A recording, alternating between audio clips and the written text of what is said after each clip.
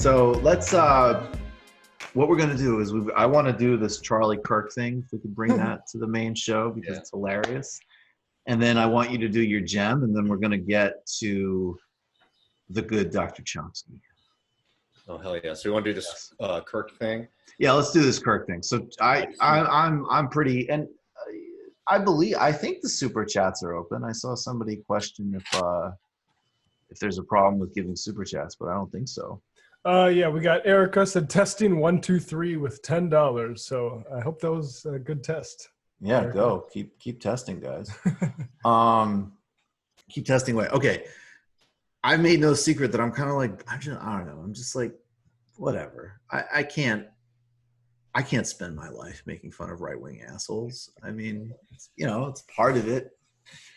And the humor quotient, even on Ruben, guys, I got to be honest. I feel like a dream. Ruben peaked that time he was walking around after his shake. Like he's never going to be that funny. And if we do Ruben again, we should just revisit that video and just watch the rest of it, actually, because that was peak Ruben. That video happened. You know what? Like, I was on a 10-day silent meditation retreat. So I came out and watched that video, and because of the mind, like, I found it actually upsetting to watch. like that level of like, I'm having a beautiful day. So delusional and like, you know what that was? So upset and just it was like just a minefield of unskillful habits. You remember what happened that day, right? That was the day Colette said he was like a loser or something like that. Yeah, that was when Colette, when they were all trying to cut bait with the guy. His grievance about that was kind of legit because it was like, wait a second, like everybody comes on my show while I stare into blank space and act like a fucking moron, but now all of a sudden it's fashionable to call me stupid. Screw you guys. Yeah, now that you've taken all the money out of my subscribers' pockets, I'm Oh my God. But this one really caught my attention. This is hysterical. And we haven't spent that much time talking about Charlie Kirk at all. Charlie Kirk is, of course, who funds Turning Points USA? Was that Foster Freeze? Foster Freeze, yeah. Okay, so Foster Freeze is an infamous reactionary oligarch. He did the infamous put an aspirin between your knees as birth control comment, I think back in 2011. Funder of Rick Santorum and other, extreme far-right figures. And Charlie somehow got to him and was just like, man, I'm at college and I had to hear who this guy Cesar Chavez was. I mean, it's just a disaster. And this is just funny. Like, I have to say, especially in my mood of, there's just a million legitimate criticisms of campus politics, frankly, like millions. And I feel like we end up having to delineate them on like the actual left because they undermine the actual left. And like, not only does Charlie Kirk, of course, not go there because at the end of the day, he's a, reactionary dope who wants to mythologize and naturalize, basically, in my view, every form of repression and exploitation imaginable. But it's like, what happened? You're going to watch this clip and I'm going to miss, like, what happened to Rush Limbaugh just being a fat fuck who was just an asshole? Like, what happened to, like, I don't need to read all that stuff. I have, Ronald Reagan, Reader's Digest, and the Steelers. Like, just stop doing this shit. Stop pretending that you've read this stuff. Mm-hmm. Or do it if you're going to pretend like this, because it's pretty funny. To have the opposition party go full Rousseauian Marxist. I'm so glad you mentioned Rousseau because he was the gateway to Karl Marx. And Plato is really the gateway to Rousseau. And what the big conversation is... You're well read, The Republic and so forth. Good. Thank you. And Aristotle and Plato, who of course was the age-old student and teacher dynamic. Of course, Socrates taught Plato, Plato taught Aristotle, but Aristotle disagreed with Plato on one fundamental thing. He disagreed on a lot, which is private property a good thing or a bad thing? Plato said bad thing, get rid of private property. Plato also argued against the nuclear family. Aristotle said, no, I think private property serves a role. I think that if you try to take people's stuff away, all of a sudden you're going to take away their meaning and their ability to pass on wealth and ideas to the next generation. Oh, this Lord. divide between Aristotle and Plato is playing out today in our politics. Let me tell you something. To If have Aristotle was that easy to read, I would have done way better in Greek philosophy. I wish that when I was trying to find that, figure out the golden mean while I was, pulling an all-nighter, it was just like Aristotle. You cracked open. It was just like Plato was against ideas. Well, okay, David, I admit, I did take Greek philosophy. We've all dabbled in this stuff. Do you see an unbroken line between somebody who agitated against Athenian democracy, literally wanted a small cadre of like kind of intellectually gifted elite to philosophically guide the polity? Do you see an unbroken chain between him and Rousseau, who was kind of a romantic, yeah. and then Marx, who tried to, make the fight for socialism economic, scientific, whatever else you think? And was it even true? I don't recall, but you could absolutely know more than me. Did Plato oppose private property? Well, that one. If I could, right? I want to start with the Greek stuff because it's like that's even funnier. I have to say.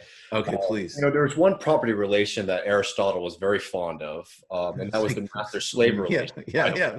So you have to remember that that when these people are invoking, because you could pass ideas and things onto your kids. Like, exactly. As an example, you could keep the ideas in other people's brains. Yeah. You own the tutor and the farm worker, both of them, and you get them from dad. But I mean, like the thing is with Kirk is that when he's like another one of these characters, almost like Steve Bannon, that when they throw away thinkers' names, it's almost meaningless, right? Because they're just like throwing buzzwords that make them seem more intelligent. Because like here's the thing: is like Plato did critique property, but very specifically for like the warrior class. So like the idea is that the warriors shouldn't have property because their only goal should be defending the city, right? And the only people who like also, and then, the people at the very top in the like philosopher king system, right? They didn't have private property either, but they also were like the universal rulers of the entire society. They didn't have private property because like everything was their property in a certain sense. So like the argument that like of Aristotle is ludicrous. I mean, it's that's it's also funny. not the big split. People talk. That's not the big split. The split is, and I forget where, I'm sorry, but there's that famous painting where Plato's pointing to the sky and Aristotle's pointing to the ground, right? Mm-hmm. The split is... There's a split over the forms. Over forms, and basically that Aristotle was in some, certain way was pivoting towards empiricism and natural observation, whereas Plato was saying that perfect like that everything existed on an ideas level, and that we could sort of just barely comprehend them because they existed. The perfect form of everything existed in pure abstraction, which doesn't necessarily sound super left wing. Well, the other thing is that like the ideology of Plato and Aristotle, like the actual philosophy is complicated and it's very interesting. I spent a lot of time really searching through Plato for answers. I mean, he was a very inspiring thinker, and I highly, suggest reading all those dialogues. But it's so funny to me how the right wing looks towards both Aristotle and Plato as like their tribunes, right? Literally, Aristotle, you ever heard the word aristocracy, right? Like literally systems of government that are the complete opposite of the so-called liberal democracy that, these organizations that Charlie Kirk works for are supposed to uphold, right? They literally were saying that we want a small group of elites, technocracy, to govern and control society. The only thing that I think is worthwhile in that clip is... Foster Freeze style policies, especially if you actually applied them to veterans, God forbid, would sort of mean that warriors wouldn't be able to own houses. Yeah. Like indirectly. because they wouldn't have the earning capacity. But look, the thing is, like, Plato was against the nuclear family. He wanted everyone to have these like massive sex parties where Right. nobody knew who anyone's parents were. You know, that's the fun kind of Greek tradition. And then I also think it's good that that Kirk is quite scared of Rousseau. I think Rousseau, as we talked about a couple of weeks ago, is You should be scared of Rousseau. Yeah, quite the radical philosopher who is very important in demystifying a lot of these nonsense ideas that property relations are somehow natural, which again is not something that is argued you know, explicitly in either of these Greek philosophers either, right? The idea is that like these are things that you can move around, that these aren't necessarily like, these are government, like the government creates the property right. It's not something that's, you know, universal, how like they like to describe and think about property rights. But just to not be too much of like a stickler, but I just have never, and people could know better than me, but I've just never heard that trajectory before. What? I've never heard somebody say that Plato, I mean, okay, sure. There's like the old, like, hey, it's Plato and everything else is like a footnote in Western philosophy. Yeah. Sure. Okay. Like obviously Plato and Aristotle, things flow in certain traditions from them, of course. But that's an interesting one. The idea that like Plato's directionality and Rousseau's directionality, like that would be like an interesting book to write. Like that would be a novel argument that, and then somehow they both led to Marx. That would just be. I know. I mean, that's like you're opening up like a Wikipedia page and just basically telling us like, yeah, and then you know Cicero led to Meister Eckhart, and then that was what ended up being Mao. No, Michael, he's a moron. Think about it. I mean, okay, thank you. I was just trying to simplify here. What's their whole thing? What's their whole moron? Like these Charlie Kirk people, they say, well, the American system is based on, there's a very specific tradition that is missing from his definition of philosophy, the Judeo-Christian tradition of philosophy, right? So there's an entire, you know, literally like around like 1,500, 2,000 years of philosophy that Charlie Kirk is skipping over to get to Rousseau, you know, to tie Rousseau to Plato. You know, and a tradition, by the way, that was highly influenced by Plato, and that Charlie Kirk argues is the basis for his worldview. So, I mean, it's completely ludicrous. It's cherry-picking nonsense, obviously. It gets me mad as somebody who spent a lot of time, like, really, like, oh, I got to understand these texts or work through them. And I'm not necessarily saying, like, I'm an expert. I don't have, like, you know, like a master's degree or a doctorate in any of these things. But, you know, I spent a lot of time really fixating on these ideas to see how, like, flippant some moron like Charlie can be. They need to approximate it, though. I think like there are enough suckers that are like, I need to get some actual brain food here. Tell me about Plato, Charlie. Exactly. And it's like, I can't remember. There was some like science writer or something like had a phrase nonsense on stilts. And it's like, it's one thing to, yeah, like you're saying, like humbly try to grapple with these things. It's another thing to be trot out there by Dennis Prager after you've been pumped like full of fracking dollars. And for like the last part of your 20s, probably not doing a whole lot of reading. I'm just going to go out in there and say, like, I don't think Charlie Kirk's probably doing the most amount of like deep reading. Exactly. I do want to say though, but I actually think though that this is, but yeah, I like that though, that, you know, people out there who are interested in this stuff and trying to read and trying to think, that should be praised 100% and supported.